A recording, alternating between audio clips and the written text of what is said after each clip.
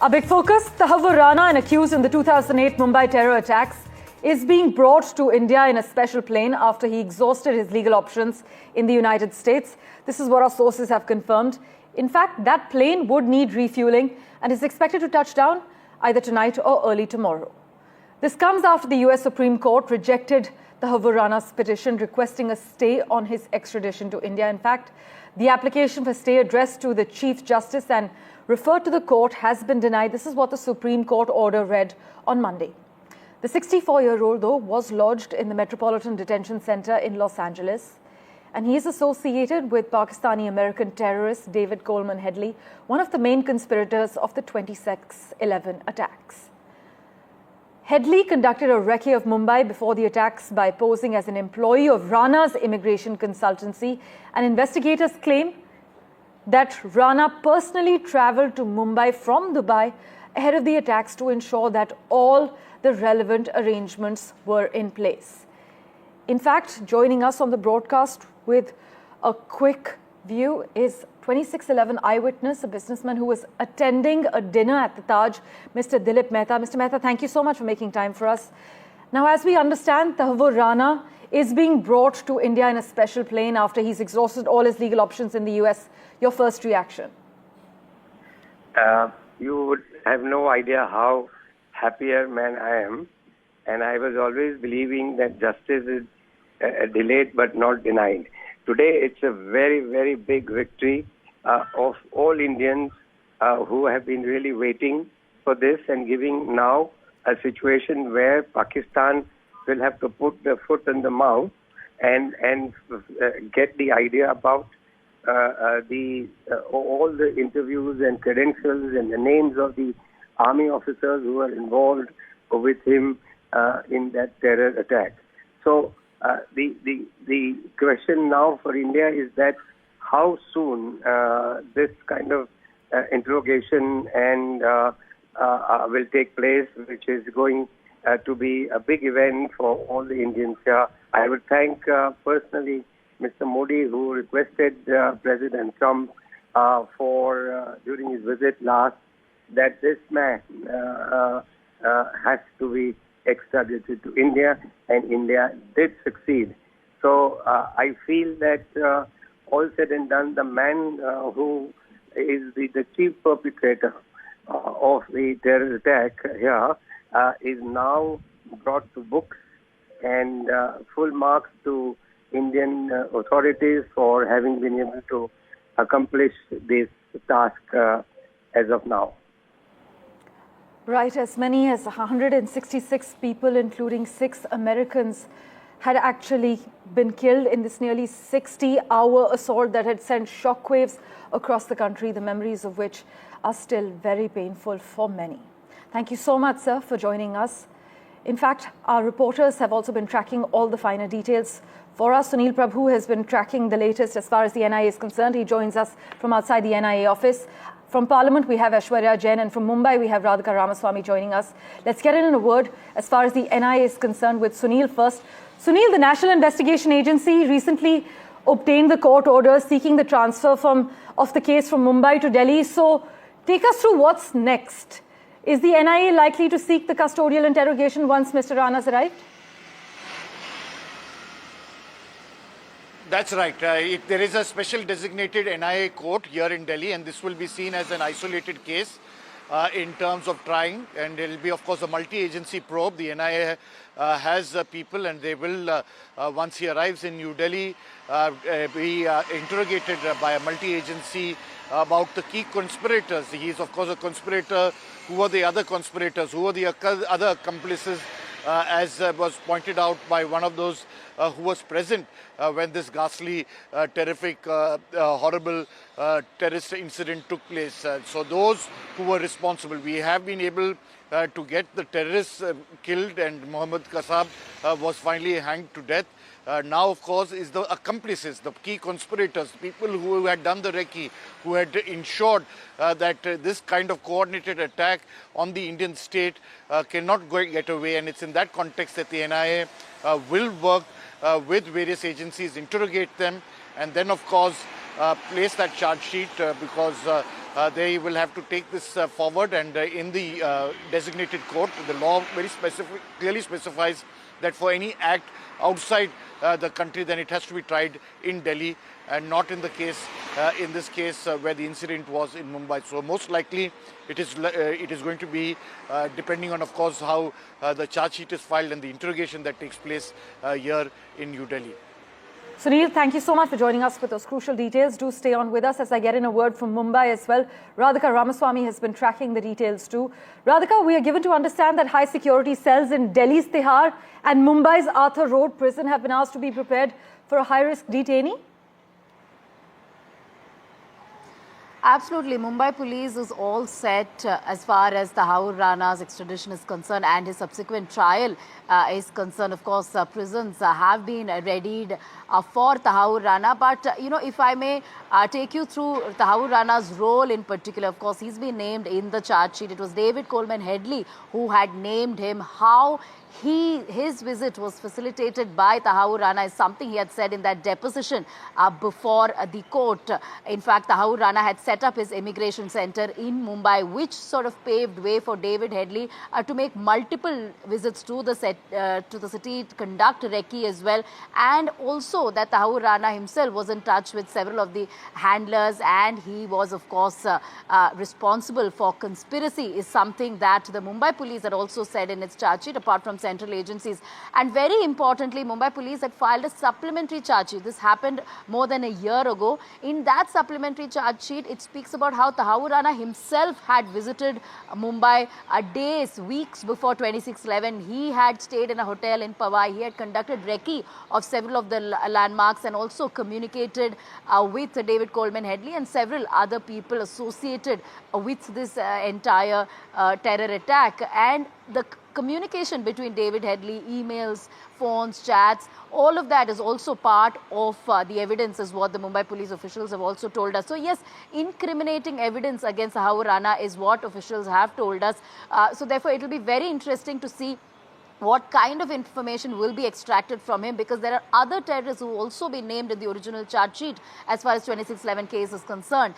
So what their whereabouts is, what can this man really say about how perhaps Pakistan is shielding some of these terrorists? Who are the other planners, handlers, financiers, conspirators? So all that important information, all those important details about the larger conspiracy as far as 26/11 is concerned will be important to know, will be something that the agencies here will be able to extract from this key conspirator, which is who is Tahawwur Rana. Right, Radhika, thanks so much for that crucial update. In fact, Sunil, if we could just tell our viewers, what do the next few days, what are they likely to look like for Tahawwur Rana? Then he's likely to spend the initial few weeks in the custody of the National Investigation Agency, as per some reports.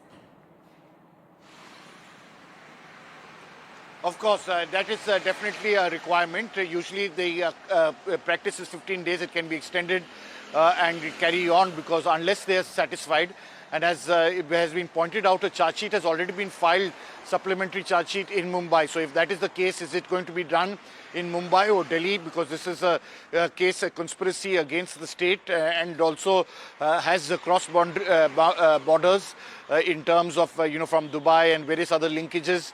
As has been pointed out, it's extremely important to get to the bottom of it. It's just not going to be the NIA. There are multi-agencies which will look at various angles and interrogate him. And hopefully they'll get to the bottom of it and be able to pinpoint who the people were from Pakistan who were responsible for this ghastly attack on the Indian state. Right, Sunil, thanks so much for that crucial update. In fact, Aishwarya is also with us currently. Aishwarya, India and the US, as we know, have been engaged in the case for Tahawwur Rana's swift extradition. In fact, his extradition has been a long pending demand from India, right? Take our viewers through how this entire extradition process has transpired.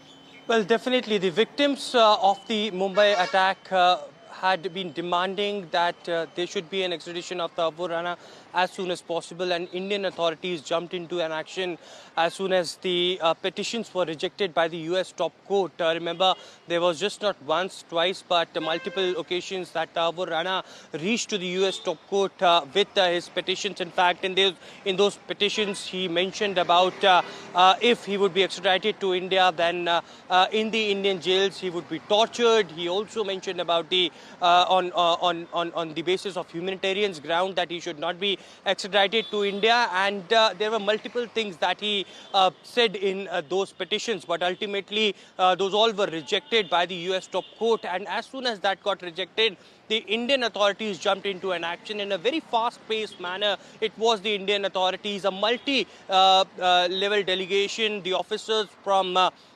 NIA, from the MHA, from the MEA, and from the intelligence reached to the American soil and tried to finish the paperwork, the legal formalities that they need to do with the US counterpart, and without facing any hurdle, they wanted to bring Tahawwur Rana as soon as possible. Now, top sources have indicated to NDTV that Tahawwur Rana is already airborne because it's a special plane that Tahawwur Rana is being brought back to the Indian soil. There would be at one location where the plane will land for refueling today, late night or tomorrow in early wee hours, Tahawwur Rana could be on Indian soil, and he would be directly be brought to the NIA court, where he would be presented in front of the judge and will sent to an special NIA jail till he will not be sent to a judicial custody. And Tihar jail is already a high security prison where he would be kept most likely. So clearly all the formalities, the Indian authorities, the multi-level team that has went to the United States had completed so that he could be sent back. But remember, it was United States President Donald Trump when met Prime Minister Narendra Modi in the United States, categorically stated that Tahawwur Rana will be facing the legal system, and he would be brought back to, and he will be sent back to India as soon as possible. And all those hurdles were completed, and finally we will see Tahawwur Rana on the Indian soil by tonight or by tomorrow morning. Right, Aishwarya. In fact, Radhika, Tahawwur Rana had said that he would not survive long enough to be tried in India, citing that he would be targeted due to national, religious and cultural animosity.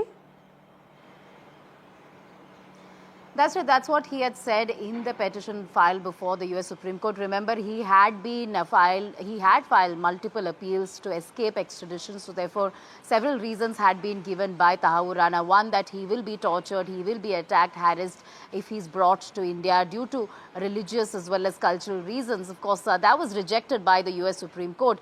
We know that, as we've been pointing out, highly secure cells have been arranged for Tahawwur Rana, not just in Mumbai, but also in Delhi. In most likelihood, he will first be interrogated by the NIA, after which perhaps Mumbai police would also want to interrogate him. Central agencies will, of course, get the preference as far as interrogation is concerned. As far as, his role is concerned, I've been pointing out about how David Headley had named him and how Tahawwur Rana had been a key conspirator and had facilitated David Headley's stay in the city of Mumbai. And there was a supplementary charge sheet that was filed by the Mumbai police, which also once again speaks about Rana's role, Rana's visit to Mumbai as well, and how he was in touch with not just David Headley, but perhaps handlers as well as the terrorists themselves. And very importantly, as far as this entire trial is concerned, it is only Ajmal Kasab, who is the lone terrorist who was tried by the Indian courts. Of course, he was hanged later. He was the only terrorist who was caught alive and tried by the Indian courts. There hasn't been a main conspirator who has been tried. We know that Abu Jindal was also being tried, but that trial is stalled. David Headley became the approver. He was, of course, examined by the Indian courts, but no big conspirator has been examined or rather questioned, interrogated or tried by any of the Indian courts as far as 2611 attacks are concerned. So he is certainly a big catch for Indian agencies, and Rana's questioning will only help Indian agencies unearth a lot of details as far as, deeper terror networks in Pakistan and other countries are concerned, and also to to understand the larger conspiracy as far as 2611 is concerned. Where are the other big fish? Because there are many names, many people who've been named in the charge sheet, apparently being protected by Pakistan. So their whereabouts will also be something that will be clear once he's examined by the agencies here. Radhika Ramaswamy and Aishwarya Jain, as always, thank you so much for sharing the crucial updates with us. The extradition operation is being closely overseen by the National Security Advisor Ajit Doval, and Tahawwur Rana, as my colleagues have been reporting, is being brought to India in a special plane after he exhausted his legal options in the United States. Vishal Vivek has also been tracking the finer details. Listen in to his report. Well, it was the testimony of David Coleman Headley that actually nailed Tahawwur Rana, one of the main accused in the 2611 terror case. So what happened was that on October 3, 2009, David Coleman Headley was arrested. And almost immediately after his arrest, he testified against Tahawwur Rana. And immediately after that, the role of Tahawwur Rana was exposed in the 2611 attacks.